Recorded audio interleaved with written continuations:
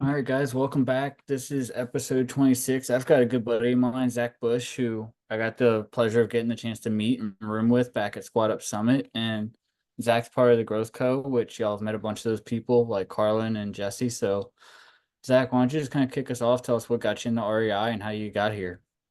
Yeah, no, I appreciate it. It's funny how we met too. I think Grady brought you in and we into our little condo at Squad Up. So that was it's always fun. And that's like the best way I found to like really get to know somebody. Is like, hey, let's live with somebody for a couple of days. uh Yeah, for 3 or 4 days. yeah, exactly.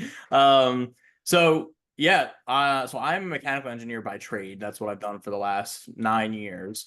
And about 5 years ago, I was looking at other ways. I didn't see myself working at this behind this desk for the next 30, 40 years, stuck in this job, having to be told when to go to work and how long to work and all that stuff. So I just kind of started looking around, seeing what other options there were, and came across the FIRE movement, the financial independence, retire early, especially the subreddit, which talks about like saving as much as you can, putting it in 401ks and mutual funds and all of that. And then maybe rather than in 30 or 40 years, in 15 or 20 years, you can retire, live off the dividends and the growth of that stock potentially. Obviously, there's risks with that. Like if you have another '08 crash, like you could, like everything could get wiped out. So it was the first part of the process, realizing at least there's another way to live life. Like I can do it on my own terms in a way. And through that journey of like reading about that, I learned a ton just even about financial literacy.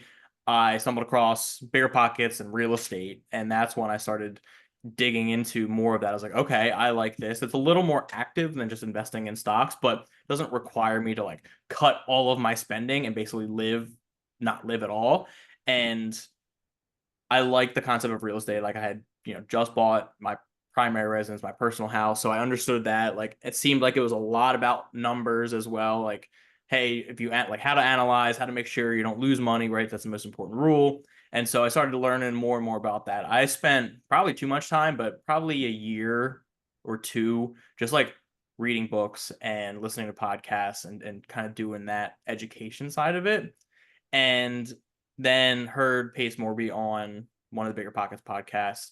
Loved the community aspect of it. I'm a big CrossFit person. I've been doing that for 17, 18 years at this point. So like that community has helped my health and fitness grow. So when I was going into something new, like real estate, knew a lot, but didn't have any experience, thought it would be good to jump into somewhere where there's a community and support. That way, when I start doing things, and eventually start making mistakes and causing all these issues that I don't know how to solve, I can go out to the community, get support, get help, work with people, and just meet other people doing the similar thing of business, real estate, all that stuff, just like I did with the health and fitness side of things. So jumped into that. And the other thing that I liked about the SubTo course was the Zero to Hero, where it talks about how you can build a wholesaling business from scratch on like 3 hours a day, basically focused on, hey, you 9 to 5ers, like no excuses. Here's 3 hours a day. We can close the deal in 2 weeks by following these steps.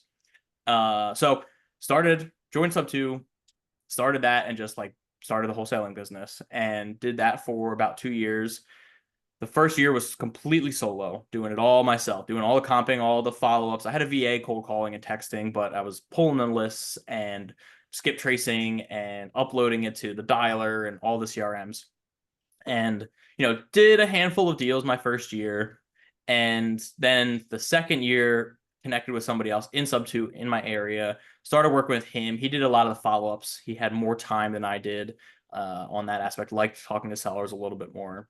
And so worked with him through most of last year and bought a property with him. And that's when I was like, okay, like this buy and hold thing is kind of why I get into real estate. The wholesaling thing is I don't really want to have a wholesaling business. So like why focus on that or focus primarily on that? And so switched over to the buy and holds, and that's where I joined the Growth Co. And like, all right, let's figure out how to build this buy and hold business the right way. So that's kind of my brief journey through, finding real estate, what I'm doing in real estate, and that process. Yeah, I like what you brought up there too. Like you mentioned, stocks in the '08 crash, like at least with building that portfolio, like yes, could your house pricing or could your values plummet? They could. but are you going to lose like half the money you have in real estate like you would in a stock portfolio? Like probably not. Right, right. And if I buy something that I know is cash flowing now, like, and I don't plan on selling it, when I buy something, it's like I don't plan on selling it, but maybe 10, 15 years down the road, another opportunity presents itself. But as long as it cash flows now, even in a downturn, it's still probably going to cash flow, if not more, because people can't afford to buy houses, so they're going to rent. That's kind of the logic that I had always heard. So yeah, even if the value goes down and I can't sell it, that's fine. I'm not really planning on it anyway. Yeah, you weren't going to sell it either way. That's the whole point, right? Is like to get those hard assets, get that built up, and get that cash flow going. How many do you have now?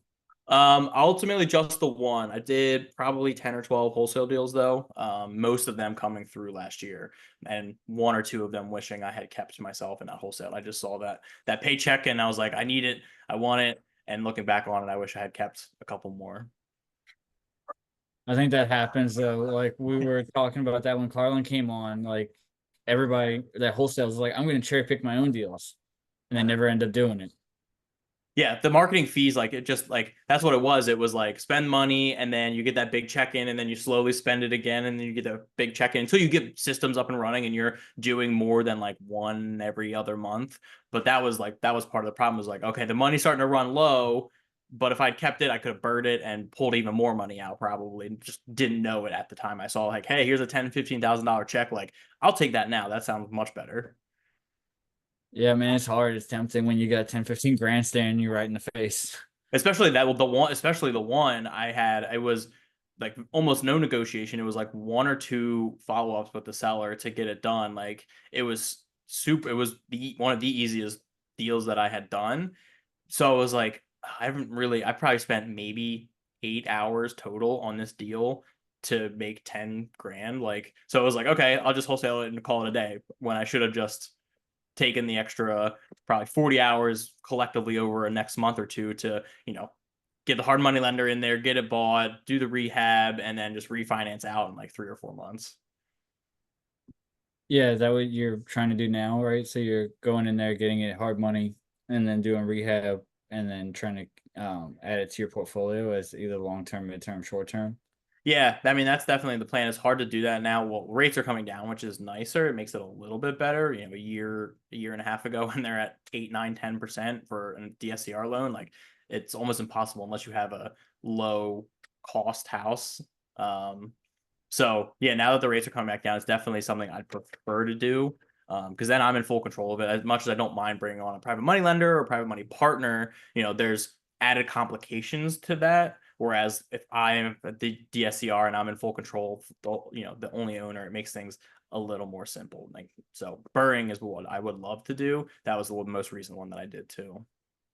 What exit strategy are you focusing on once you do start to kind of hold? Yeah, I mean, so I like to have it at least break even as a long-term rental, especially and depending too what the numbers like. If I end up pulling cash out and it's a little negative as a long term, that's fine. I'll just keep extra of that cash in the reserves. But I like the midterm rental strategy. So needs to depend on the location as well. But the midterm and then the pad splitter, if I'm going to be doing any kind of construction anyway, like I can just jump right into getting in that co-living ready to Yeah, go. with that engineering background, just go in there, throw up some walls, and just call it a day.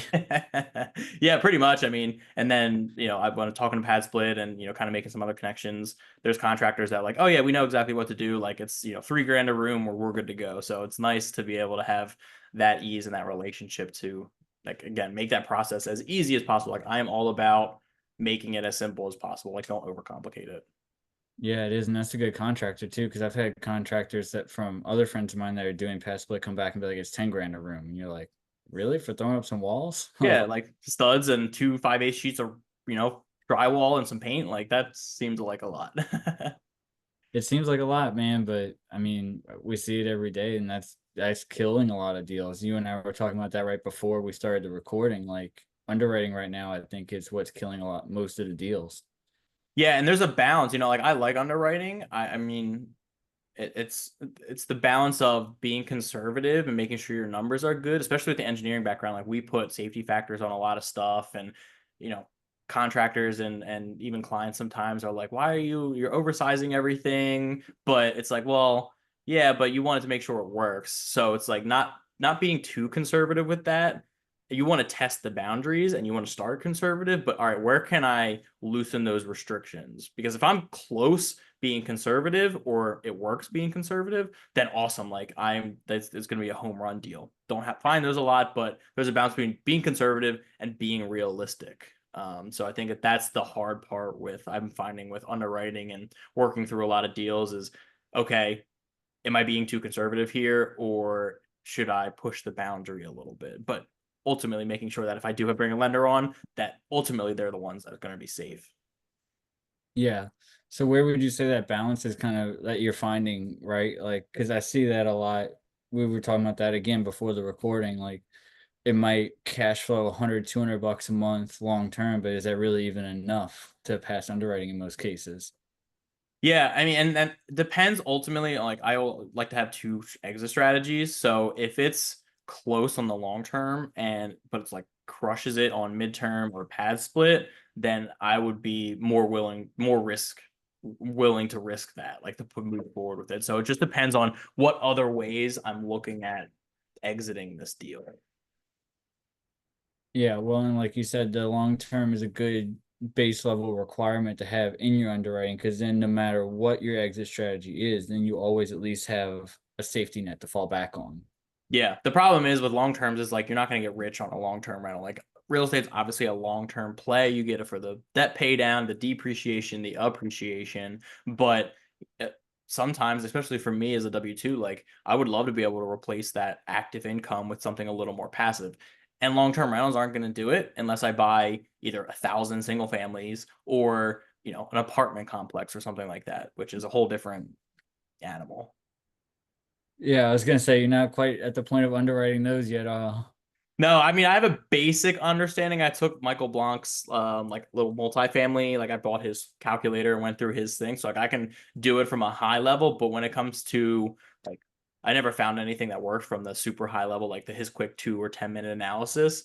But if I found something like that, I would need some help because yeah, that's a whole nother like, all right, it's gonna take this long, and then we can like there's 5 to 7 year refinance and like IRR and like all of that stuff is like okay, I haven't dug into that yet. I am definitely not comfortable enough to underwrite something like that. Hey man, sometimes that's the best way to learn is just jump right into it.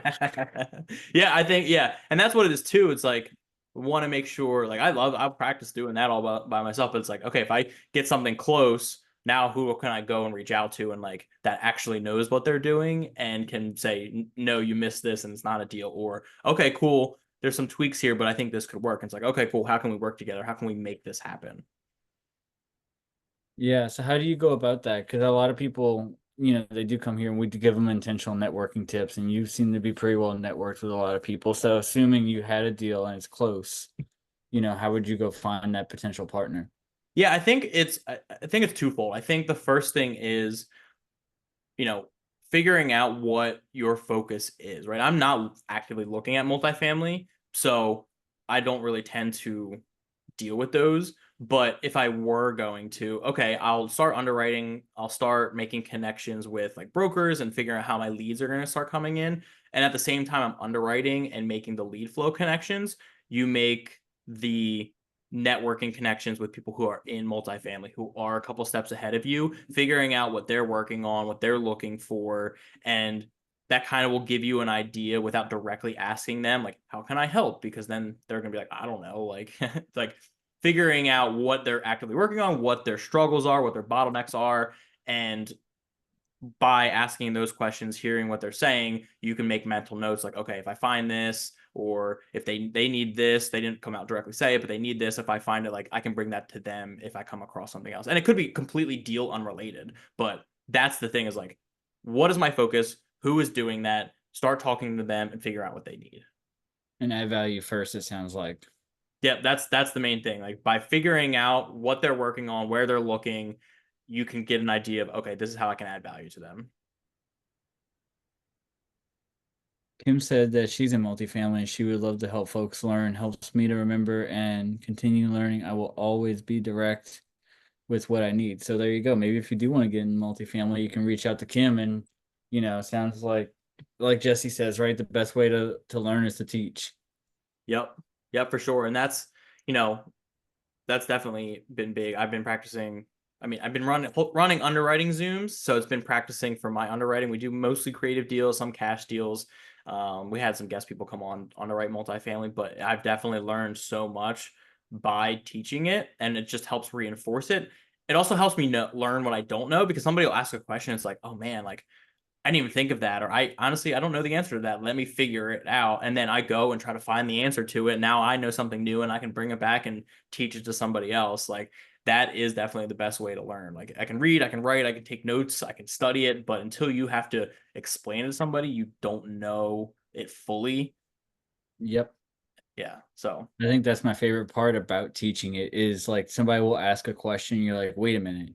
Like I knew that subconsciously, but it brings it back up and you're like, oh, yeah, that makes sense. This is why.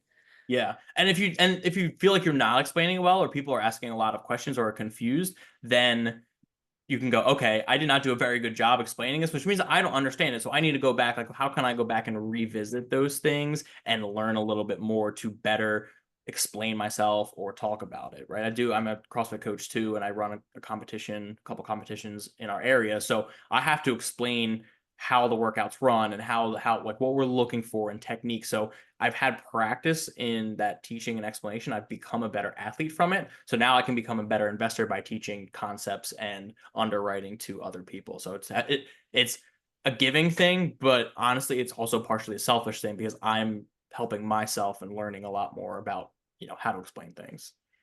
Well, and I think ultimately that's the best way to get that fulfillment too, right? Is to give it to other people. And like I said, I've been watching that you've been doing the underwriting exams. I always have something going on, but I'll have to hop in there one day with you. And I saw you were doing one with Rex not that long ago. Yeah, he was on my podcast. But yeah, I've had guest people come in and underwrite as well, because underwriting is a thing where it's an art just as much of it's a science, if not more. And everybody does little things differently, looks at things a little differently, had different conservative levels. So it's nice to see other people's opinions, thoughts, how they work through something. So I love having other people on. Like I'm certainly not somebody who needs to be the front face attention of anything. So it's like, hey, how can I bring other people on, let them get their exposure out and get people other perspectives? Is that why you would go to bed early during squat up? You were like, fuck it, dude, I'm not staying up and networking all night with these people. Dude, so yeah, I have a definitely like I wouldn't networking does not give me energy. It definitely pulls from my battery. I like talking to people. I like networking and getting to know people. But yeah, like I by the end of the day, I'm an early to bed person regardless. Like Anyway. I'm like a bed at 9:30 and up at 4:30. Like that's just I'd rather get up early. So yes, that's why I went to bed early, because by the end of the day, like the social level, energy level for me was down, and I'm just used to going to bed early. Yeah, you're not the one in the hotel lobby till 2 in the morning. No, I have never been that person. Even in college when I was doing the partying and stuff like that, I was like, I don't really want to go out, guys. Like, let's just party at the house, because I don't feel like going anywhere. I gotta like I know all you all. I don't have to burn a ton of energy trying to like meet new people and talk to new people. Like, no, like that's never been me. I was that way too. It'd be like 10:30. I'm like, guys, are we going to bed yet? Like, Yeah. y'all. Yeah, it's like yeah, I want to get to bed. I'm tired. Like I love my sleep. I try to get 7 hours like consistently, 6 to 7, but I need my sleep because I start functioning not very well. I get cranky, and then I'm not even good at networking anyway, and it just leaves a bad impression for other people, and then I feel bad about it too.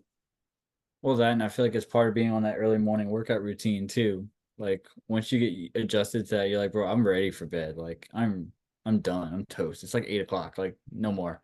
Yeah, yeah. I mean, when I work out at 5 in the morning, like yeah, I'm energized for the day, and then it does hit a point where I gotta kind of push through it. But yeah, I like my body's like, okay, we're good. We know we have to get up tomorrow. Like, let's get to bed early and get our rest and recover.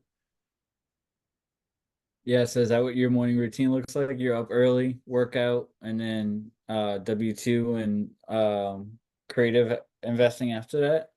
Yeah, so yeah, I mean, I'm usually up around 4:30, and either my wife or I goes to the 5 a.m. class at our gym, and then whoever goes to the 5, the other one goes to the 6 a.m. because we have a son, so we have to make sure somebody's home with him. So we'll just like, and our gym's 5 minutes down the road from us, so we just like flip flop real quick. So and then yeah, I'll come home and I'll do a couple things, either get some stuff ready or either calls that I have to make later, kind of prepare for that. And then, sun's up, W-2, and then I try to get done work and either get on calls that I scheduled with people from like 4:30, like 4 to 5:30, 6 o'clock, or underwrite some deals or whatever meetings need to happen. And then it's like dinner with the son and the wife. And then once he's in bed, I'll spend another hour either looking at deals again or messaging people out to try to set up podcast episodes or, other networking meetings. And then, yeah, bed at like 9:30. How many deals do you underwrite in a day now? Not a ton. I think we were talking before we were recording, like Grady was up to like 50. I mean, we're probably like 15 a day, so not a huge volume. But trying to be consistent with that number and finding something from there. So it's like part of it's too is like, how can I increase that? So if I underwrite 10 that day, it's like, okay, I'm going to spend the rest of the time that it would take me to underwrite the last five and start messaging, like, how can I get this lead flow? And like messaging wholesalers, posting in groups, and just getting like the lead flow continuously going. Yeah, and the other thing we were saying before the recording too is it looks like what we were talking about is like a lot of deals are kind of getting locked up for the sake of being locked up, so they're not even close to cash flowing, or if they do, they barely cash flow. So you said you're seeing that a lot too with the deals you're getting in. Yeah, 100%. People are definitely either locking up too high, or maybe they do have buyers that are not don't care about cash flow or specific long-term cash flow. Some people can make, depending on the area, like they know their area really well. They're like, okay, if I add a bedroom here, then I can rent it for twice as much or whatever. So yeah, it's hard to find something that's really, really good, especially once you factor in like any financing, ever any private money lenders or anything like that. Tim asked if you were doing just napkin underwrites or if you were doing full underwrites for the 15, like if that's just you. Yeah, so the creative ones are they're a little bit quicker and easier. I can usually throw something together per deal pretty quick. The spreadsheet that I've slowly made does a lot of it automatically once I put price in and then just fill in a bunch of numbers and it spits it out. So it's definitely more quick and conservative for sure. Then if I'm close, I can kind of adjust the numbers and I'll dig into it a little bit more. But it's just once you get the reps in, it's pretty quick and easy to continuously do more. And then once you get to know an area, it's even easier because now I don't even need to look up, what a 3-2 in this area looks like for rent. I just know it and I can just plug it in. And I would say too, because with single family, you're probably not spending a huge amount of time, even in the beginning, underwriting each deal. Is that right? Yeah, especially creative deals. Like if it's a good wholesaler, like they have a lot of the information already there, rent rates and PITI and all that. And so I'll go through and I'll trust their numbers to start. A lot of times the rents are on the higher side, and the PITI is sometimes missing a piece to it, but I'll just take their quick numbers and see if it's even close. Like if their numbers don't work for what I'm looking for, then the chances are if I dive into it even more, the rent rate's probably a couple $100 less. PITI might be a little bit more because I didn't factor in anything else, or entry fee might be a little bit more. So it's probably not going to work. So at least gives me a quick idea on whether or not I should even spend time on it. Yeah, so you can qualify and disqualify really quickly on single family. Unlike we were talking about with the really big, the multifamilies, the RV parks, and stuff like that, there's far more that goes into, the expense rates and as far as how your NOI is calculated. And since those are sold on NOI, that's important.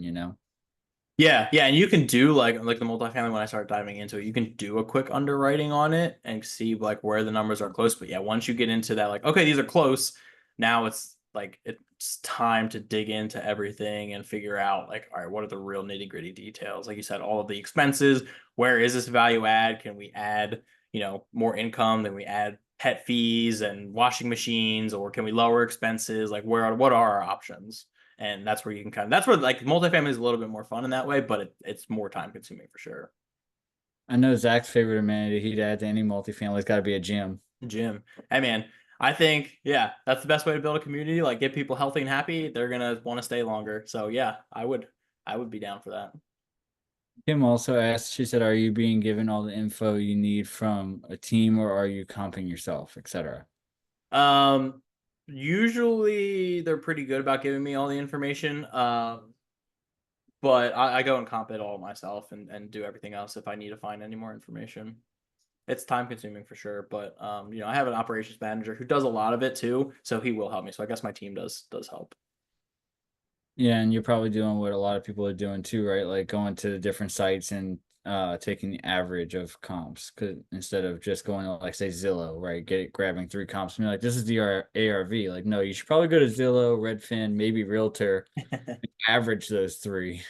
Yeah, and the comping is the hard part for I don't wholesalers, or they're just finding the comps that make it work for them. I know when I started, I had the tendency when I was first starting wholesaling, I had a tendency to like, let's find the comps that I know will make my asking price worth it, even though I know it's not. It's like close to a comp, but not really. I had one get sent to me as a cash deal in my local area that was saying the ARV was 1.1 million. Like they were looking for 700,000 for it, and it needed like 200 grand worth of work, and they were saying it was 1.1 million, which even that is probably, like, without running the numbers, probably a little too tight for that kind of property and price.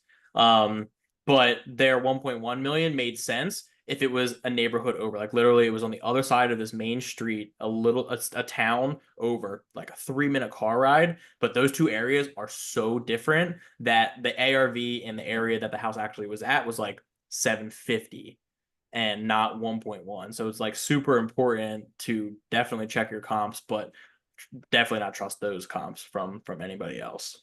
And probably also abide by your own rules, it sounds like. Yeah, that's like that was higher end than I wanted to look, but I was like, let me look at it because not much stuff comes up in my immediate area, because you can list pretty much anything on the market and it'll sell in a week or two, no matter how outdated it is, how much work it needs, it'll sell pretty quickly. So whenever anything pops up, I always just ask for it just to see.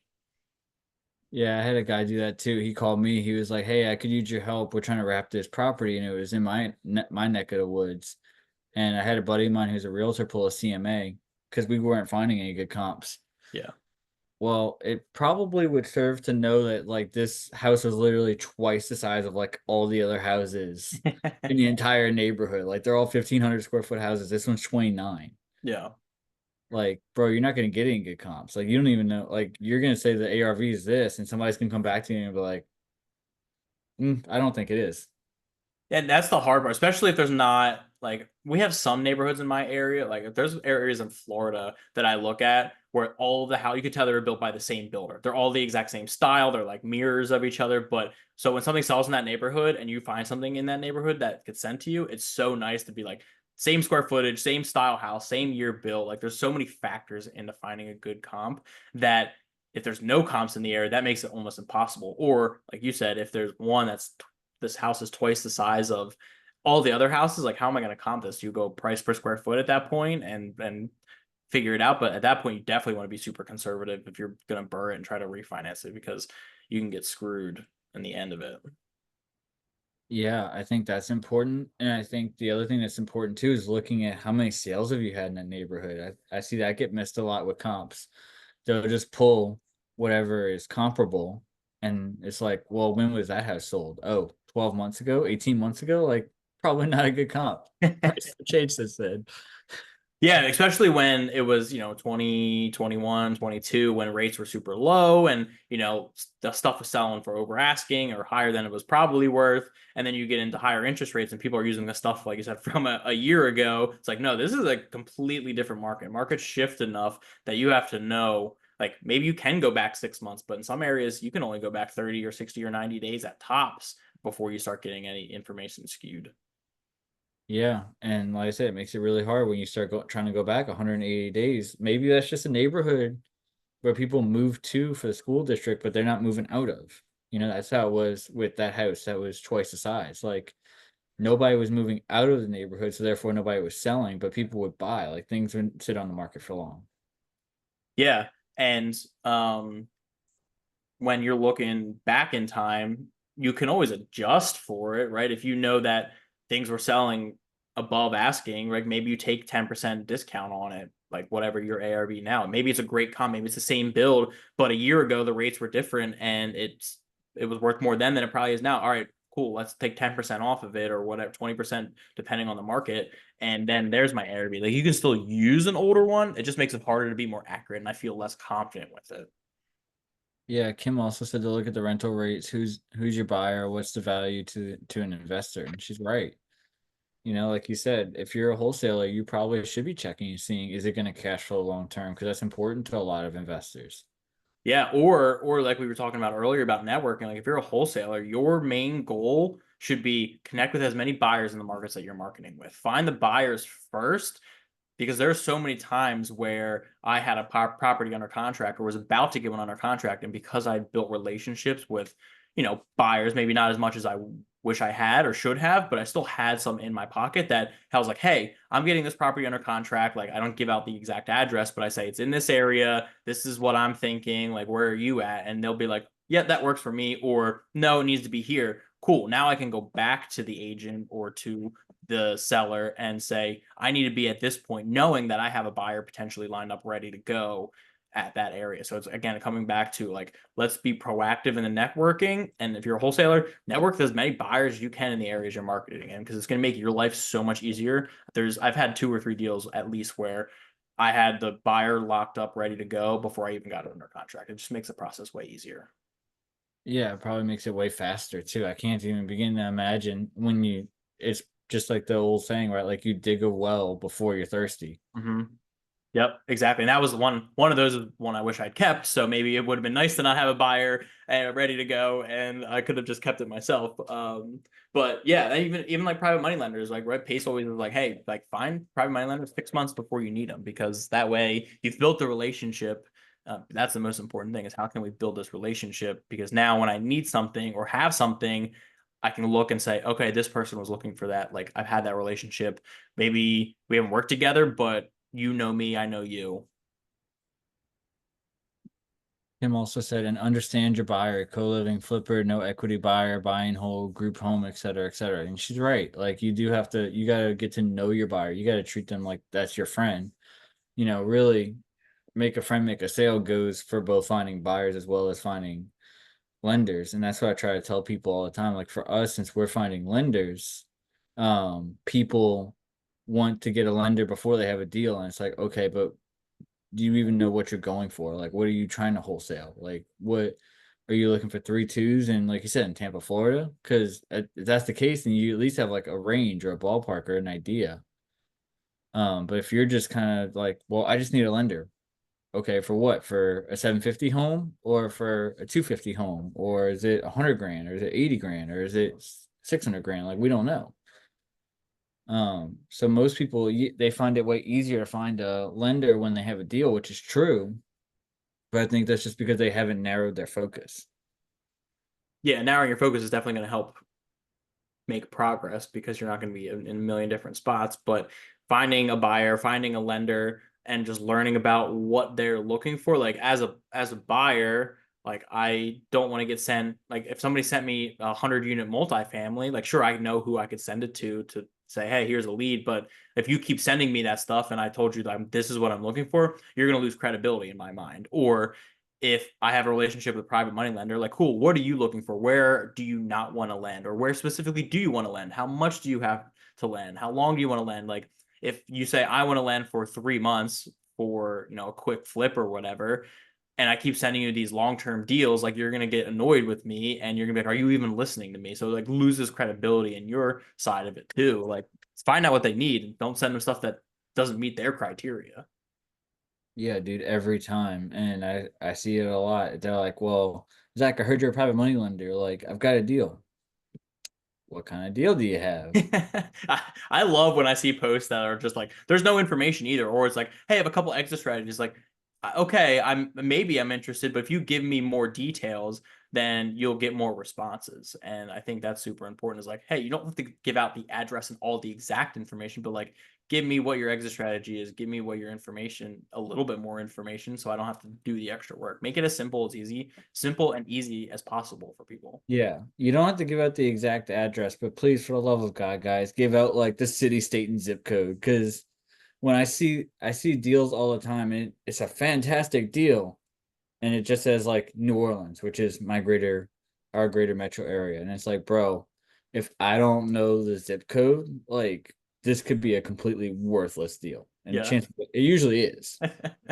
Yeah, well, that's the thing is like you can usually tell when it's not going to go anywhere because the information isn't fruitful and they know. And honestly, sometimes I feel like the more somebody tells me it's a fantastic deal, the less I believe it. That's what I've seen. At least that's the pattern that I see going on. Yeah, I see that a lot too. The more fantastic deal, the better the deal is, the sweeter the deal is, the amount it's gonna cash flow. It's like, bro, you're trying to sell this just a little bit too hard. Like you said, they start losing credibility. I remember I brought one to Bo when I first got in the SubTo, and I was like, it's right here. Cash flows as a long term a little bit, and he's like, yeah, but who the fuck's going to Chalmette, Louisiana? Like, Yeah. not even off the interstate. He's like, you gotta drive through the projects to get there. I was like, yeah, good point. All right, cool. I'm not getting it.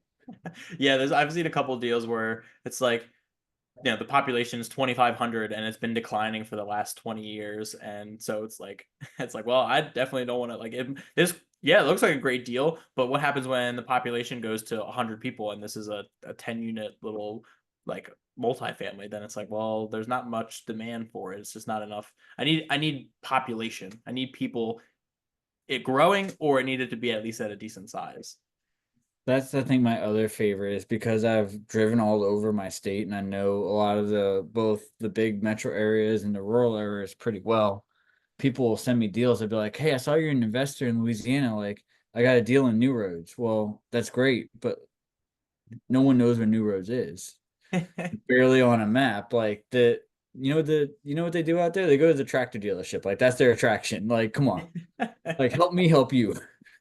Yeah, I had a deal, and PA has definitely because there's a lot of farmland, there's a lot of like rural areas like outside of main cities, and it's the same way where it was when I was wholesaling, I got a deal came in this area, it was like a 3 unit, and then it had like a bar and a separate parcel that they were willing to just include with it, and then I started like calling buyers in that area, like I'll look up who bought investments recently. He's like, yeah, you don't want to invest here. He's like, if I had invested the 10 properties that I own here into anywhere else, I would be a multi-millionaire. But like, he's like, these houses are the same price that were when I bought them 10 years ago. He's like, you don't want to invest in here. No, nothing good is happening here. I was like, okay, thanks for the advice, man. Yeah, at least you gave me a heads up. Yeah, and I get like, and then I started digging into it, like, all right, what's the population? Like, what's in the area? Who's the employer? Right? There's one major employer in that area. It's like, so when they go under, then the value of everything's going to zero. It's gonna be a ghost town. Yeah, well, and it's like you said, it's knowing your areas, right? Like one of the main things they were trying to sell us on when we were underwriting RV park leads was like there's a big LNG project coming up. Mm. So light natural gas plant that brings in a lot of term workers. Well, that's great, but what happens when that term work is over in 7, 8, 9 months? Then you gotta go fill all those spots again. Yep. Yeah, yeah, exactly. And it's fine if stuff continues to keep it getting built there. Like, all right, this is getting built, and then because this is built, that this is gonna keep happening. If there's expansion continuously gonna happen, okay. But like you said, if it's like this quick short thing and it's like gonna be great for 8 or 9 months and then goes to nothing or struggles, then it's not really worth doing. And you're always looking, we were talking before about, hey, like we're buying stuff to hold. So like I don't care really what the value of the house is long term. Like it needs to look good now, but I don't care where it goes long term because as long as the cash flows, that's what I'm looking for.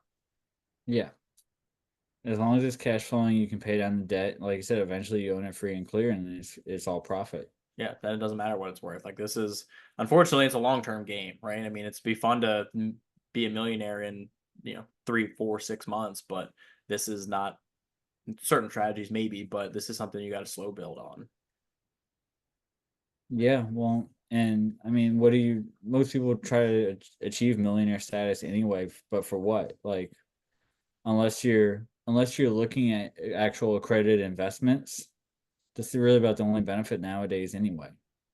Yeah, it's definitely learning how to enjoy the process through all the stuff. Like, all right, let's meet all these people, let's learn all these things. Like the real estate and owning it is great, but like you said, it doesn't matter if you're rich. Especially I found like once you get to a certain dollar status or in the gym, like once you hit a certain weight on a lift, it's fun for like 30 seconds and then you're like, okay, what can I move on to next? So it's like if you gotta the process is gonna take the longest part of it, the longest piece of whatever you're doing. If you don't enjoy that, it's not going to be worth it at the end. Yeah, I was gonna say my only friend in the gym that could squat more than 3 plates. That's what he said too. He's like, bro, it's cool. And he's like, I can do 3.5. He's like, but like, what am I gonna do? Like, I'm almost 40. Like, I'm not pushing up. You know, he's like, Yeah, I'm maintaining. yeah, yeah. Like I went. I was like, I did it like a year and a half ago before my son was born. I was like, okay, I'm gonna do a lifting cycle. I want to hit this number on one of my lifts. I put 8 weeks of time, 5 6 days a week lifting on it, and I loved lifting. Like I never focused purely on it. Plus, I was trying to put on weight, so I was eating a ton of food too. So that was fun. So I was Yeah. actually enjoying it.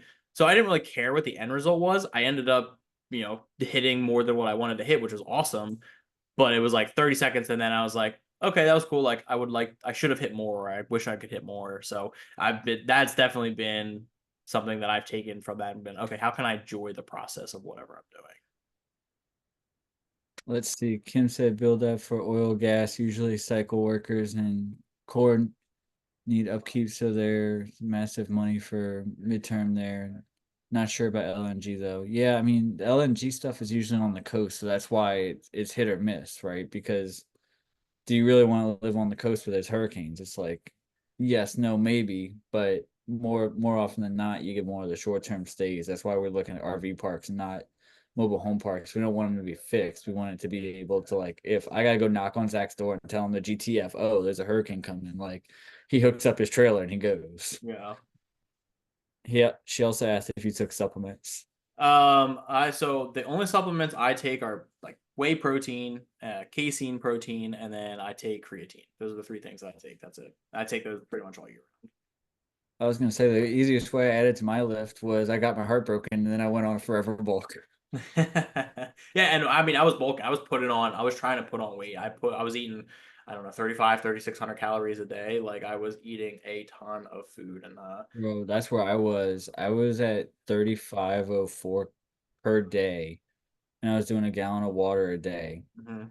And so I think my macro split was like 268, 368, and 100. And I was fucking like, some days it's hard, man. Like you get to the end of the day and you're like, I still have so many calories to go. I'm Yeah. so full, I don't want to eat more. Yeah, I tried to do it. It was like at the beginning, it's like I usually potatoes and rice, and then it turned into, all right, I have a ton of carbs I need to get into. Same thing. I was like, I would be eating it, but like, I can't eat anymore. How can I get as many carbs in as possible without feeling so full? It turned into pasta and bagels and like all of these super Yep. carb dense things that like wouldn't fill me up too much.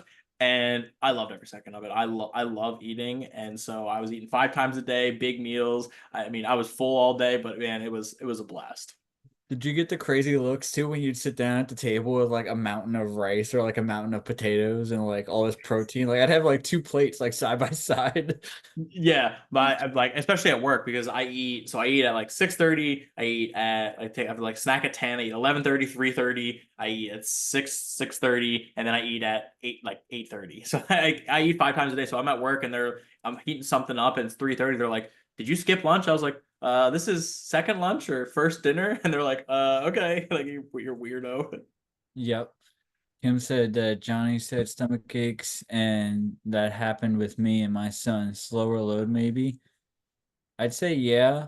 I would say slower load, but I'd also say, like you were saying, the whey protein isolate was a big deal for me. Like I was taking 2 protein shakes a day, and I was also doing 2 workouts a day Hmm. because I was going through 75 hard when I did it, and I completed it.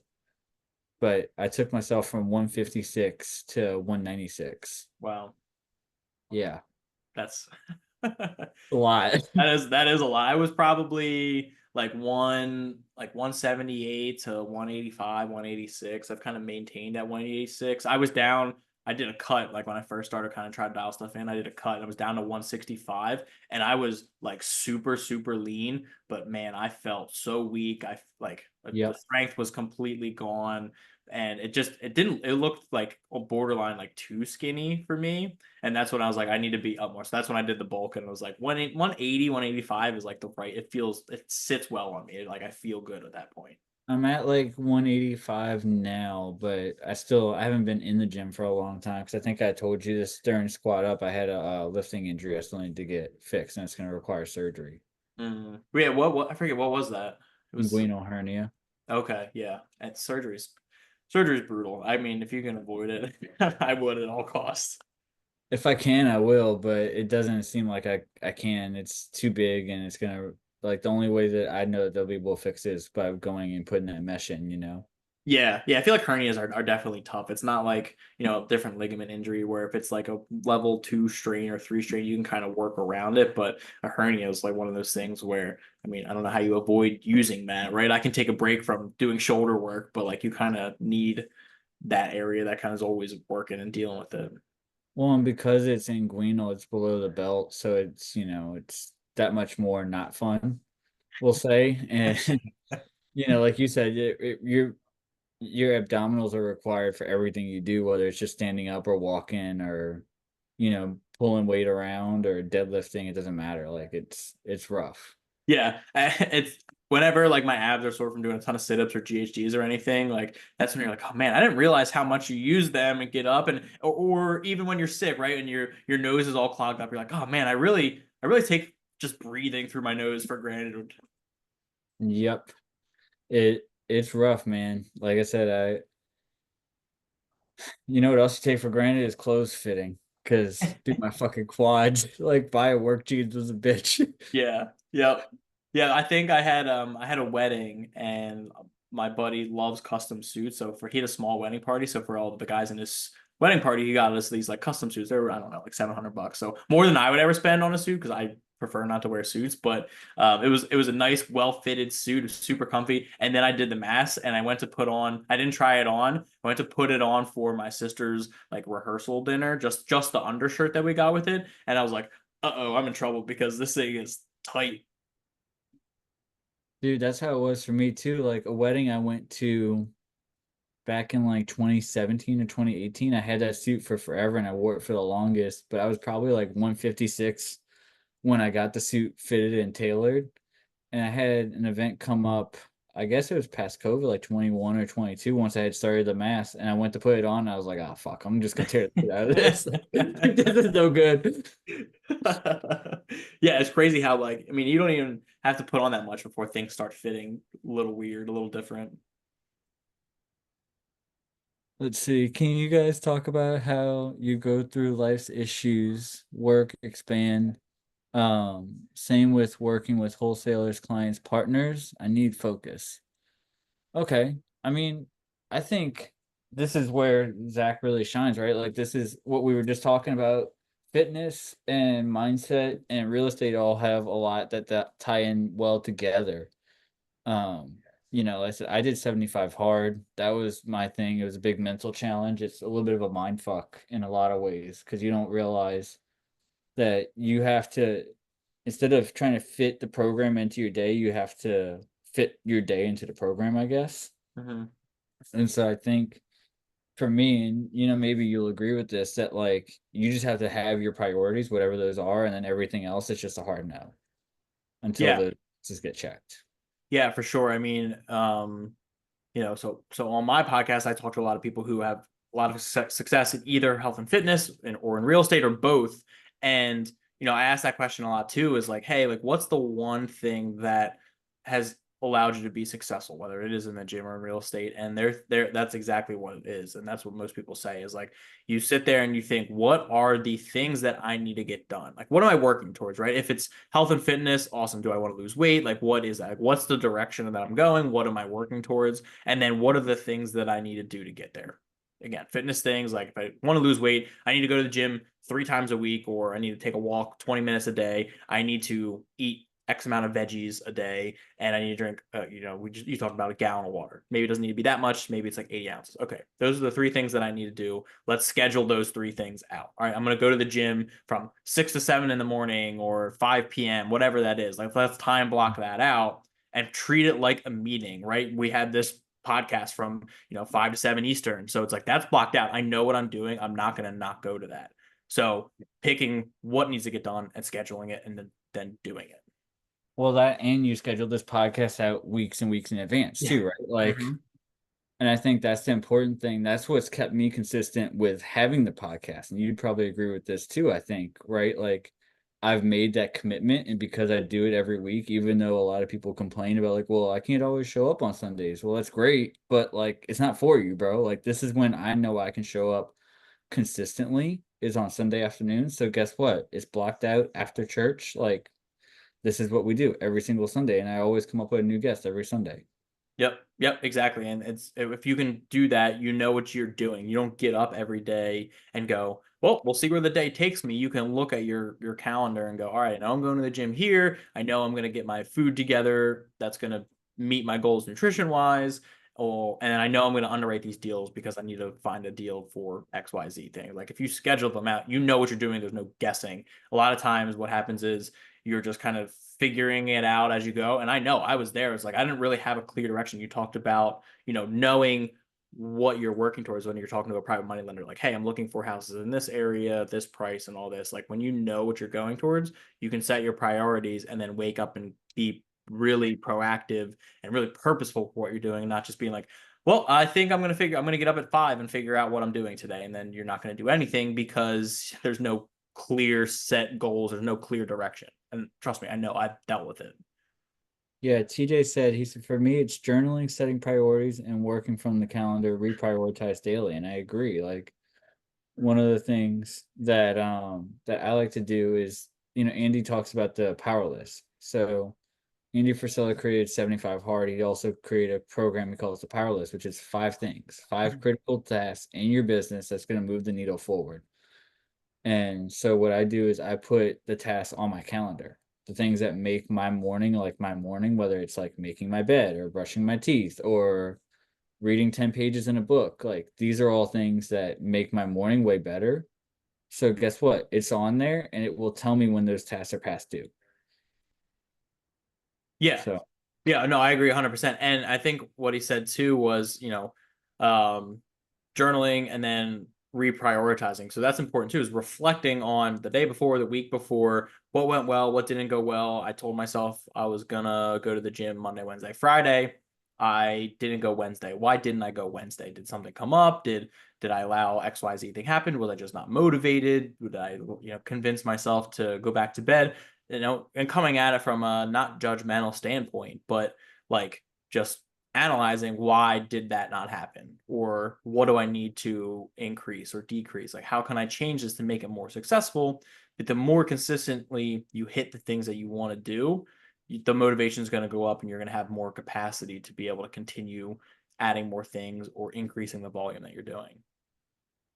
yeah, I mean, I think it's important. A lot of it just comes down to A, keeping the promises you make to yourself, and B, when you don't, the way Jordan Peterson describes it, to like kind of view yourself as somebody that you care for, right? Like, would you beat your son up terribly if he didn't do the things he said he was gonna do? Like, probably not. You'd probably like be a little hard on him, maybe. Like, bro, you said you were gonna clean your room and you didn't.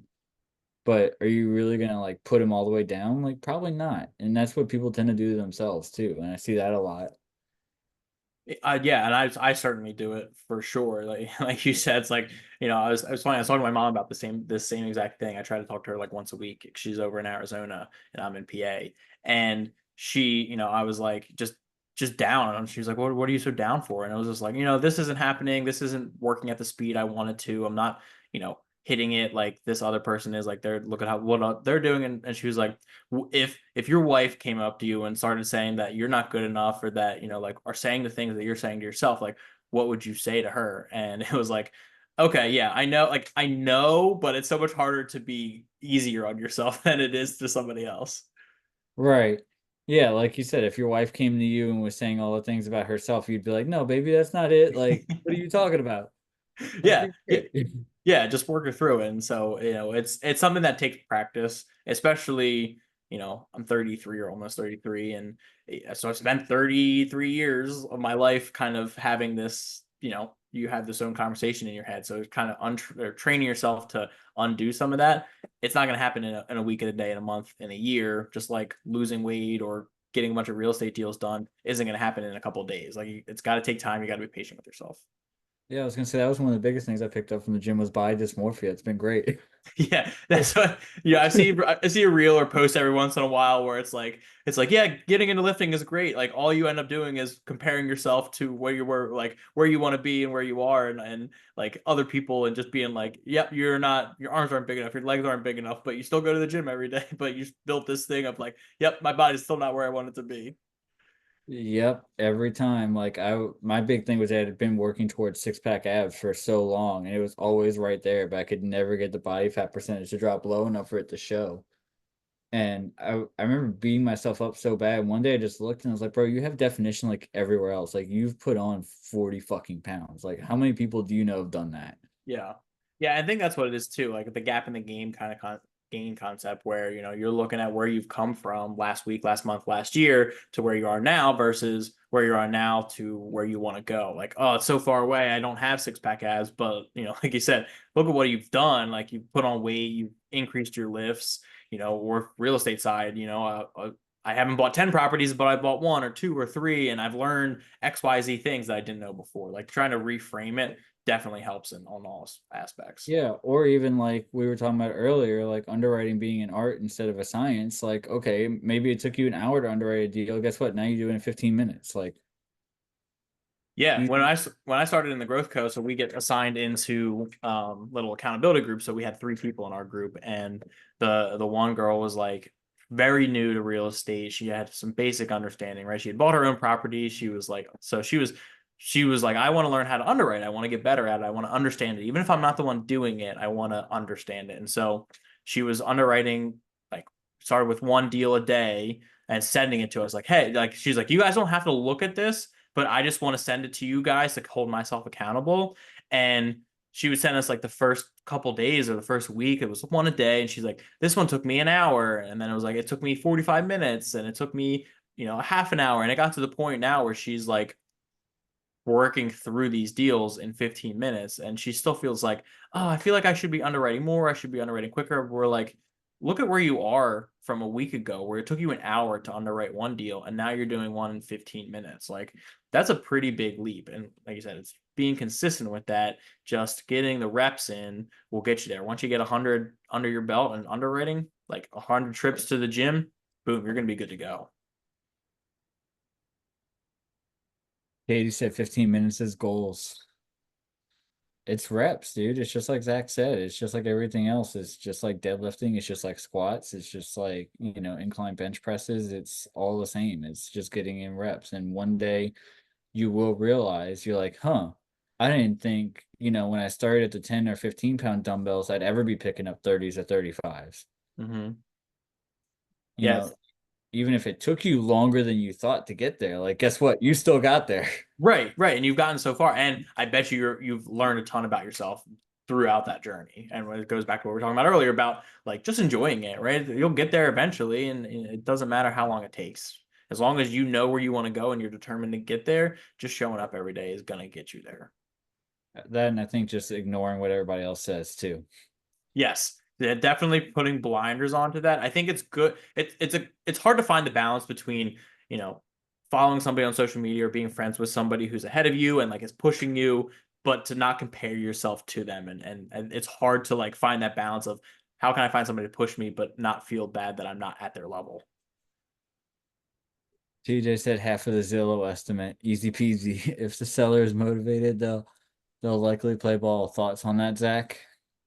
Yeah, I mean um yeah, I mean, it always comes down to what the seller needs, right? I mean, like if they're not motivated at all, it doesn't really matter what you offer them. I mean, everything's for sale, but it's finding the reason that they're selling and how can I solve their problem. That's the biggest thing, and finding that is the most important. Digging into their actual issue.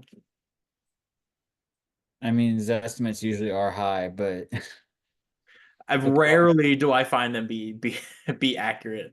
Um, the but problem is people believe them though. Oh, I know. It's people with no experience. And because I'll see, like, when you go, if you find the property, if you scroll down, it tells you, like, the comparables, which I assume is where they pulled this estimate from. And sometimes it's like we were talking about earlier. Sometimes it's, you know, 1,000 square foot bigger or a completely different style. It's a ranch versus, just a Cape Cod style house. Like when you're looking at that different stuff, Zillow can't factor that in. It's just looking at a couple of different things. Right, a ranch versus a townhome versus, like you said, whatever, a Tudor doesn't really matter. Yeah, But it doesn't look at school districts. It doesn't look at zip codes or cities or major highways that you want to try not to cross. well, and one of the things you just said was really good too, right? Like everything's for sale, but if it doesn't solve the problem, it doesn't do you any good. Hmm. Like I had a guy try to buy my truck from me at a gas station. I told him, I was like, no, dude, I'm not selling you my truck. Like I've got too much work in it. He's like, come on, bro. He's like, how much? He's like, 10 grand. I was like, no. He's like, I'll trade you two trucks. I was like, no. Why would I take your two projects on when at least this is the devil I know versus the devil I don't? Right. But even though you're not motivated, there is a price that you would sell it for, right? Like they're like money wise, $500,000. If somebody offered you $500,000 for your truck, you would take it, right? The number, everything is for sale. It's just most of the time, if you're not motivated, it's not going to work. Yeah, if you're not motivated, then the number seems outlandish. But the truth is, it's not outlandish because it's like you said, it's what solves the problem. For me, that Hmm. number would have been like 36. Could have came to me with like 36, 37 grand, and I could have gone straight into a newer truck as opposed to having to go buy something almost equally as old. Like, yeah, Right. you know Exactly. what? Like, cool, you solved my problem. Like, we're Gucci. Like, I'm good. Exactly, exactly. And that's, and I'm certainly not a sales expert at all, but finding the problem and how can help, especially if you can be creative or need to be creative, that's what's going to get it done. And when I was wholesaling, people were in the 2021 frame of mind where everything is worth way more than it is. Hopefully, sellers have started to come back to planet Earth, but I feel like there's always going to be the people that are like, well, Zillow says this, and it's really 100 grand more than anybody should ever pay for that property. Yeah, but I mean, that's everything. Like, I've been in small business my whole life, right? And people call us and they're like, what are your prices? And you tell them what your prices are. And they're like, oh, that's so outrageous. I can't believe, like, you must be driving a $90,000 truck. And it's like, no, not really. Like, you just don't have any idea what things cost. Yeah. Yeah, and that's it's the people that are either don't ask or are willing, like the higher end customers willing to pay more. Those are the people that aren't the problem. Like they're like, okay, cool, like that works for me. Like sometimes the more you charge, the better. Like yeah, you'll have less customers, but you'll have easier customers in some cases. Oh, that's definitely what we noticed when we were on the lower end of the price spectrum in our market with the commodities that we sell. We would get to like, where are you? Like, you're 5 minutes late. What the hell? Like, this isn't what we talked about. This isn't the right amount. This isn't the right quality, whatever, whatever. And the one thing I love that somebody told me is like, if you ever go on Yelp, McDonald's always has the worst reviews. The steakhouse does not. The steakhouse is fine. Like their reviews are fine on Yelp and like TripAdvisor and all that. But it's always the McDonald's, always the people that want to pay for stuff on the dollar menu that have the most to like say, the most to bitch about. Yeah, I mean, even like on like any like Facebook group or forums where somebody uh, for an Airbnb is looking for a discount or looking for something cheaper, and everyone's like, "Do not do it." They're like, "The last time I offered it, like allowed them to get a discount because I wanted it to get filled, they nickel and dimed everything. They complained about every little thing, like you said, like, oh, this isn't working." It's like it's this isn't a big deal. Like the remotes just need new batteries. Like it's fine. There's extra batteries in here. It's just like, and then they start complaining, and then they leave you a bad review. Whereas if you had waited and get somebody that's in full price or even a higher price, like they're going to be the easier ones because it's just not going to be an issue. I don't know why that is, but I've definitely found that to be the issue. I think people just value what they pay for. And I also think I've heard it described as like chargeback karma. Like the people that are the ones that are immediately calling their credit card company like Amex and they're like, yeah, this says I bought something from Zack Bush LLC. I'd like to cancel that charge. Like those people always end up because they're in that frame of mind and that mindset, they always end up in a shitty spot because they just don't know, like they don't know anything else. They don't know how to express gratitude or how to really have any level of joy. Yeah, it's the scarcity mindset for sure. And like that they could speak rather than spending the energy, the time to do that where you're calling the company and doing a chargeback or anything else to kind of nickel and dime everything. It's like, could you take that time or that mental energy and put it towards something that can increase your well-being or wealth or whatever it is? Like, that's the problem. It's like this time could be allocated somewhere that could be exponentially better for you, not nickel and diming the other way. Yeah, because the money's not worth it. Like at the end of the day, it is what it is. Um, You blew $15, you blew $100, you blew a couple grand. Like, okay, that sucks. All right, well, time to go out and make more money. right. Yeah. How can I make more money? Having go from scarcity to abundance. Like, there's so much money out there, so many different ways to do it. How can we do it that way? Yeah, there's a million different ways to make money, and I think, like I said, I think it's a certain kind of people, and I think that's also why they get what they get. They just kind of I've noticed this consistently. It's people that like they think that whatever they're prescribed is still is it's fixed. Like it's scarce. That's it. Right. If you get paid 50 grand a year, that's all you're ever gonna get paid. Or maybe get your 3%, your 5% raise annually or biannually or whatever, but that's it. Mhm. And for those reasons, like when they feel wronged, all of a sudden it's a big problem. Yeah, I agree 100%. As opposed to like I could grow, I could learn, I could do things, I could, like you said, like I could become a better engineer, maybe I could get promoted, I could become a supervisor, a manager, I could own my own firm, whatever your goal is. Yeah, exactly. It's having that goal, working towards it, and like taking the time to like, all right, let's figure out how I can do this. Not this fixed mindset, but this growth mindset. Well, and I feel like this is again something you'd probably agree with, that I think fitness teaches you that, and then you just pull that from fitness and bring that into real estate with you.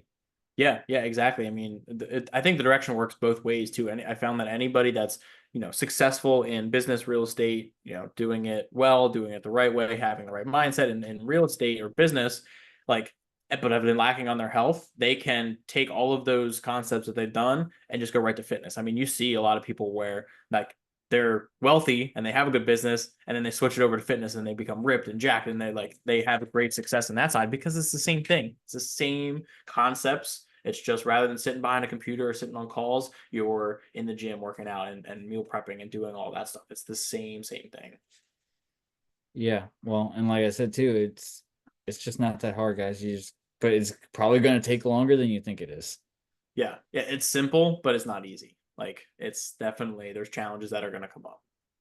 I remember, I think for me it was doing dumbbell presses and going from the 30s to the 35s. I felt like it took so long to graduate out of the 30s, but it's like, bro, once you do it, all of a sudden it just becomes your new normal. Like you said, you hit it, you're happy for a set, two sets, three sets, maybe that day, and then like the next week when you go ahead and do the same workout, you're like, okay, Mm-hmm. like Yeah. this is it. Yeah, the compound effect, right? That book, I don't know who it was by, but like doing that same thing, you're not seeing anything, not seeing anything, and then you hit that next weight or that next, you get that next deal, and then you're just like, okay, now we're like exponentially going up. Like, that's the patience that you need to have. Is that beginning part sucks because you're not seeing a ton, but then it seems like one day, like that's when people seem like, oh, you're so lucky because you've gotten all this deal or all this money, but it's like you didn't see all the shit that I had to do to get up here.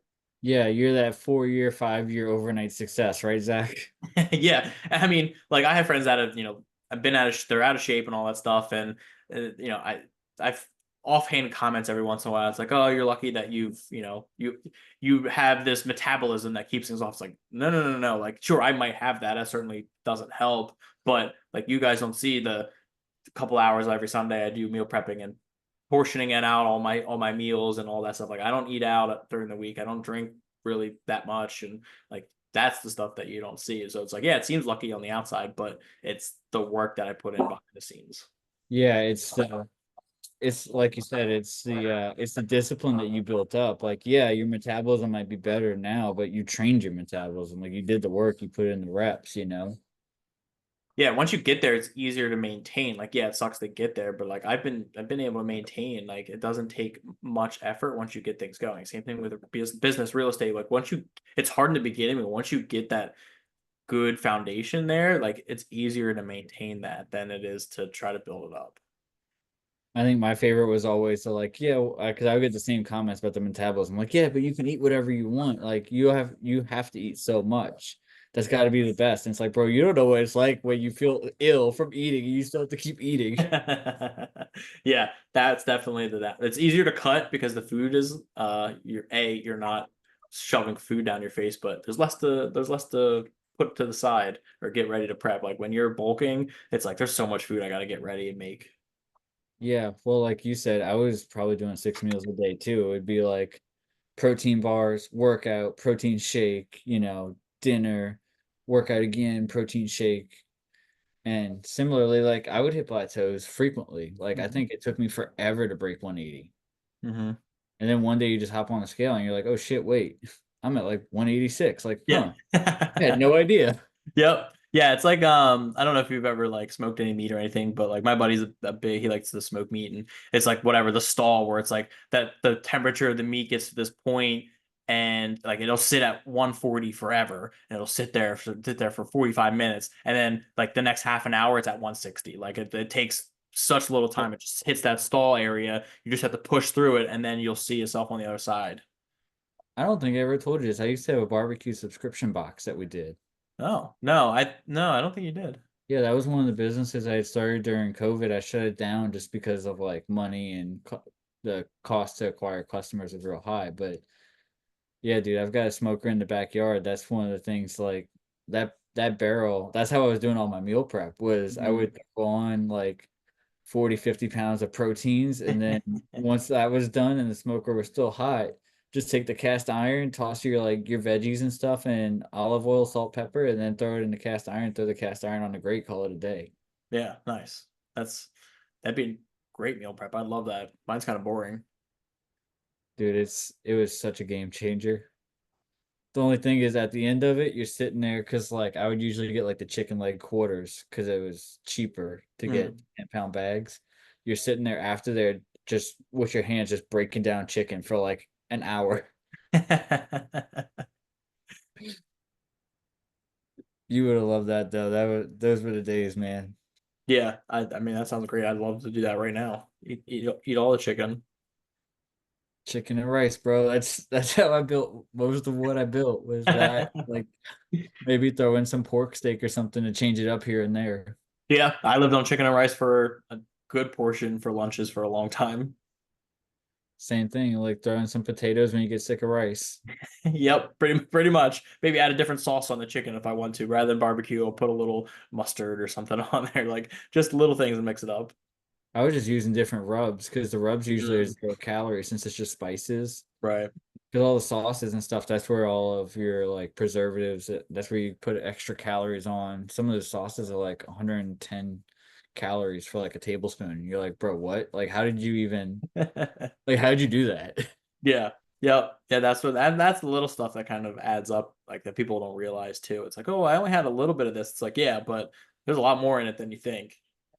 Yeah, well, that's what I found too, is like, it's a lot of liquid calories. Like, you might drink that one tall glass of milk and you might not realize that thing, even if it's whole milk, it's probably like 900 calories. Yeah, it's like a ton. And yeah, the liquid's what gets you. That's why I try to just drink as much water as possible. Like that's pretty much most of what I drink. All water and black coffee, because black coffee is like 7 calories. Yep, I do the black coffee as well. Hard motherfucker, huh? That's what everybody thinks. They're like, bro, you don't put sugar or milk or anything in your coffee. It's like, no, bro, I've been drinking it that way for years. Yeah, I just want to taste it. I don't want to loosen up. I want to taste the whatever the roast is. I gotta get you a good dark roast. Yeah, man. I'm always down for new coffee. Dude, you ought to come here. We have so much coffee. Like that's one of the biggest imports exports through the port here. Hmm. I know that. Yeah, we got a couple local roasters too. Folgers even has a plant here. Oh, they're not based out of there though, right? No, but PJ's is, and so is Community. Okay. Hmm. Community you might have at your local store. That's what I drink every morning. It does sound familiar. I probably have seen it walking through. Yeah, I just get the Community like espresso roast, and I just throw that in a K cup and press it because I'm not a morning person, not until after coffee at least. Yeah, I'm definitely more of a morning person. It takes me a little bit still to get up, but the coffee definitely helps. Yeah. Trying to talk to me before coffee is just not a good idea. It's a good way to get your feelings hurt. Yeah. Don't take it personally. I'm just waiting for my coffee to be done. Yeah, I'm waiting for the coffee to be done. Like, let me get a little snack or something. Like, all of a sudden, I'm ready to go for the day. Like, we're Yeah. good. Yeah. Food is definitely more of an issue for me. Like when I'm getting hungry, like, and there's no food in the horizon, that there's going to be issues. Oh yeah. I was on the phone with Katie earlier. She's hanging out with us, and that's she was like, "Did you eat today?" And I was like, "No." And she's like, "You need to go eat." She's Yep. like, "I'm gonna play Bob. You need to go eat." Yeah. The Snickers commercial, right? Like that's the Yeah. Oh yeah, dude, that's me to a T. And like you said too, especially once you build that metabolism, if you go without eating, like you people know. get cranky. Just happens to get cranky. It's good to know that's a universal truth though. Yeah, it's definitely always refreshing knowing that it's not just you that feels that way, or just like me that feels that way. Yeah, well, and I think it's most people don't realize that a lot of people walk around with a not clean diet. They're chronically dehydrated, Hmm. they're chronically undersleep. Yep. And I'm sure, with your fitness journey, you had to get all three of those in line. I know I did. Hmm. And that made a huge difference for me. Yeah, and depending on how long it's been like that for someone, you don't realize how bad you do feel. Like maybe you're like, oh, I feel pretty good, but you know you're not drinking enough water. You know the diet's not there. Like, but then when you start changing that stuff, you go, oh, I feel so much better. Like I didn't realize how bad I felt. Like even just drinking water, drinking more of that, like that's the biggest thing. I remember my wife, right? Like, oh, I have a headache. It's like probably just didn't drink enough water. Then you start doing more of the things that lead to better health. You'll realize, okay, I did not feel as good as I thought I did. Now that I start to feel actually good. I think the one that was a mind fuck for me was like when you go from eating like shitty food to eating clean food and then you try to eat shitty food again. Yep. Like that first time you have McDonald's after you've been eating clean for like say 6 months. Like, dude, you're like, why did I even do this? Why did I ever do this to myself? Yeah, we had a gift card to like the Cheesecake Factory or something. Somebody for a birthday or something. One of us had gotten one, and we're like, oh, like we haven't eaten out in a while. We have a gift card. Like let's just do it. And so we went and we ordered food. We each got a meal, a little appetizer, whatever. $50 could buy us. And I woke up the next morning and I felt like I drank like a 12 pack. I was so dehydrated, my head hurt. I was like nauseous. I was like, I feel hungover. And all we did was have the the Cheesecake Factory, and it was like this must have just like made me so dehydrated because of the salt. I was like, this sucks. Like that was not worth it. Like it was delicious last night, but I'm paying for it today. Yep. And that what most people don't realize is they do the same thing in their business. They're like, I'm not going to do this right now because it feels good to have the time off. Yeah. And then they get to tomorrow and they're like, well, I should have found a buyer. I should have found a lender. Like my Yep. deal's coming up on close of escrow. Yep. Yep. For sure. 100%. Well, now your business is dehydrated and you're hungover. That's a great analogy. I like try to connect the two. So anything that I can steal and from this and use down the road, I will definitely do. Well, I think that's a good one for you to probably use on your podcast too, bro. It's like I said, it's just basic hygiene, right? It's you gotta take a shower every day. Like that's how discipline is built. Hmm. If you don't take a shower every day, you smell like ass. Especially if you start working out. Right, especially if you start working out. You gotta take a shower, you gotta do laundry, you have to do basic things to maintain yourself, your own mental well-being and your hygiene. And it's the same thing in your business. You gotta do a little bit of sales every day. You gotta do a little bit of marketing every day. You gotta do a little bit of research every day. Maybe fulfillment if you have that in your business. Yep, the little things make all the difference. Whether you love to do it or not, just sometimes it just needs to get done. One way or another, right? Exactly.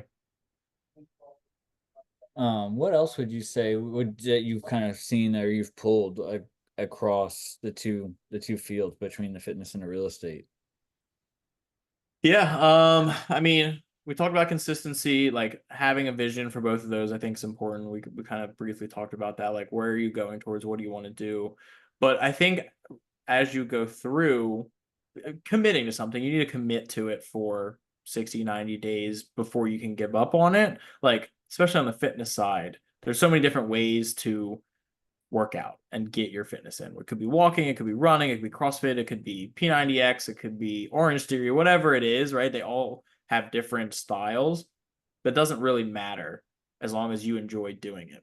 If you don't enjoy doing it, it doesn't matter. Like, just why there's a ton of ways to make money in real estate. You can do transactional lending, private money lending, flipping, buying, like whatever it is. Try it for a while before you decide you need to switch. But while you're trying it, what parts of it did you like? Right? I like talking to sellers. Cool. Like, I didn't like wholesaling though. Maybe I can take that conversation at sales and bring it somewhere else. Or on the fitness side, like, hey, didn't love CrossFit, but I liked the weightlifting side of things. Should I be a power lifter? Go to a powerlifting gym? Like, whatever it is, you got to be able to kind of reflect as you go through it. Because if you end up switching, you're going to need to know, what am I good at? What did I like? And how can I translate that to the next thing? Yep.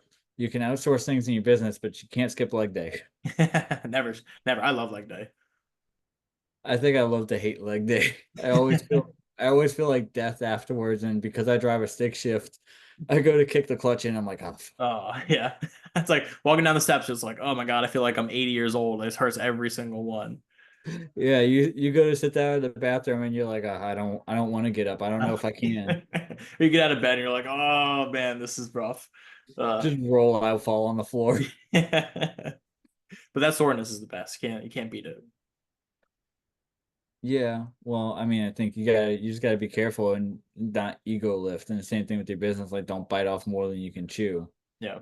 I made that mistake too. I had been out of the gym for a while. I had gotten back in, and I went straight to the leg press. I was like, just throw up like 270 or whatever, and then I was hurting for days. Mm-hmm. It's like, bro, you kind of got like you've been out for 3 or 4 months. We had a hurricane that year, and the gym was wrecked, so we had nowhere to go. So I'd been out for a while. And once I got back in, I thought I could just jump right back in. It's like, Yeah. no, you got to build yourself back into it. Yeah. Yeah. I mean, that's why I like CrossFit or any group class where there's a coach, like they can kind of help point that out, because it is hard to check your ego and put that aside. I know I struggle with it, especially if you're competitive or a former athlete. Like, it's hard to put that away. Like, oh, this is what I used to do. I can just jump right back into it. And that's where you start getting in trouble. I mean, that's how I ultimately ended up needing shoulder surgeries, because I had jacked my shoulder up playing soccer and snowboarding. And then I went back into the gym and was like, things were feeling good. And I lifted too much, and it just finally broke everything that had been caused by other things as it grown. I was like, if I was smart, I would have kept the weight light and it wouldn't have been a real major issue. Yeah, shoulder injuries are super common. I've been lucky to not have those, but like I say, It I've got was injuries. not fun. It was a lingering thing that I ignored for a while too. So it's like, if things hurt for a little while, it might be normal. But like, this was like over a long period of time, you should get it addressed, because getting to the point where it's like gonna break and then you need to get it fixed, especially through surgery. I will if I can avoid it, I will never do that again. I think the thing for me too is building not just like the commitment and the consistency, but building an attachment to it. Like one of the things that's kept me consistent with the things that I make a priority has been that I do it with friends typically. Mm-hmm. Like the podcast, all the guests have been good friends of mine that I could call up at any time. Like I don't call Zach up every Sunday, but I know if I had a question and if I had to, I could call Zach. Right. I shoot him a text and he would answer. Mm-hmm. Um, or same thing like with the gym, like I started making friends, and granted that does make your workouts harder because then everybody wants to talk to you. But like, if you have a friend or two, you have somebody you can rely on, guess what? Makes it way easier to go to the gym every day. Yeah, it's those built-in accountability partners. It makes it more fun because you're going with them, or you're doing the same thing. So you guys, that gives you something to talk about and reminisce on. Yeah, and you've made that commitment. So now they're holding you accountable by proxy, right? Like if I would have missed this Zoom, Zach had been like, "Oh, dude, what the fuck?" Yeah. Or if I missed the gym, like one of my gym bros would have texted me and been like, "Yo, dude, what the fuck? Where were you? Like we were looking for you." Yep. So it's just building those two things, that attachment and that commitment, which the two build consistency. Yep. 100%. Well, cool, man. We'll probably tidy this up here in a minute. Any kind of closing thoughts, final thoughts on this?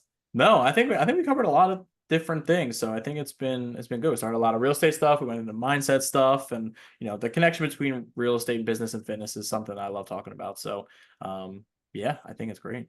Yeah, I think this is one of the first ones where we really dove into that, like especially the connection between how mindset I think really connects business and fitness together. Mm-hmm. And mindset's the most important thing because if you don't have that right, or at least something that you're working on or noticing, it's going to be a long, hard journey, and an unnecessarily hard and long journey. Because if mindset's something you can address and deal with, it's hard, but that's going to be the one of the biggest factors for success. Yeah, I mean, I think it'll be a decent journey though, right? Like it's because it doesn't change overnight. Like No. you might feel grateful one day, but the next day when something hard happens, like you're gonna digress and you're gonna regress a little bit. So it's building that muscle and exercising that muscle just like anything else. Yep. Some days are going to be great. Some days are going to be easy. Some days are going to be hard and difficult. And I think the other thing too is setting that expectation with yourself, right? Like there are a lot of days that are going to be hard and difficult, but you just have to realize that A, you've made it through everything up to this point, Mm-hmm. and B, you've probably done harder shit with less. Yep. Yep. And just because it's hard now doesn't mean it's always going to be hard. Like you said, you're gotten through everything else. You can get through whatever you're going through now. Hell yeah, dude, I love it. Well, guys, like I said, we're gonna put a wrap on this one. Zach, where can people find you? Yeah. So my Instagram is Zack Zack Bush Busch, like the beer, not the president, 924. So Zack Bush 924. My YouTube channel, same thing. Facebook, search my name too. That's all good. Any of those will get me. And when do you do your underwriting Zooms so people can come? Underwriting Zooms, yeah, 3 p.m. Eastern on Fridays. I have a registration link for that. Is if you register, I send out a link with all of the previous recordings and the calc sheet that I use. So that's always an option, right? Even if you can't attend them, you can at least watch them. Preface that with I will not be having it this Friday. I'm traveling. But yeah, so that's on Fridays. And then my podcast, Wealthy Wellbeing, comes out. That's not live, that's recorded, but that's on Spotify and YouTube. That comes out on Sundays. So your podcast comes out on Sundays and underwriting Zooms are on Fridays, except for this Friday. Except for this Friday. Yep. But if you register, shoot me a message and get the registration links. And like I said, you'll get an email with all the recordings. Beautiful. Well, guys, y'all know the deal. We do these every Sunday, 4 to 6 p.m. Central. So if the only thing that we ask is if we made you think, if we made you laugh, we brought you value, if we made you smile, come back next week and bring a friend or tell a friend about it. So until next time, everyone, have a good weekend.